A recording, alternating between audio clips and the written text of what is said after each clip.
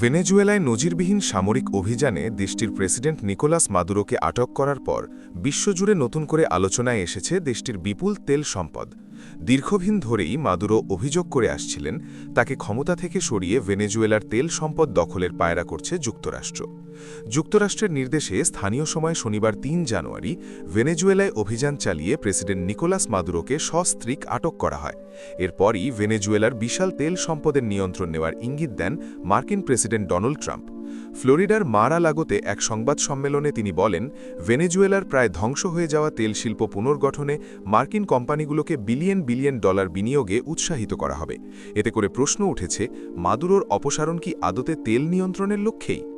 মার্কিন জ্বালানি তথ্য প্রশাসনের EIA-এর তথ্য অনুযায়ী ভেনেজুয়েলার কাছে প্রায় ৩০৩ বিলিয়ন ব্যারেল অপরিশোধিত তেল মজুদ রয়েছে, যা বিশ্বের মোট তেল মজুতের প্রায় ১/৫।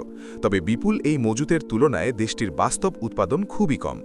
বর্তমানে ভেনেজুয়েলা দিনে মাত্র ১০ লাখ ব্যারেল তেল উৎপাদন করছে, যা বৈশ্বিক উৎপাদনের মাত্র ০.৮%।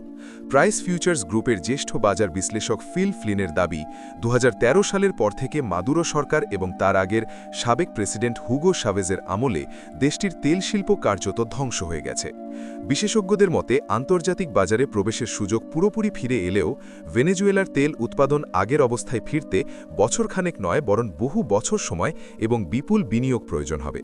দেশটির রাষ্ট্রায়ত্ত তেল কোম্পানি PDVSA জানিয়েছে, গত প্রায় ৫০ বছরে তেল পরিবহনের পাইপলাইনগুলো আধুনিকায়ন করা হয়নি।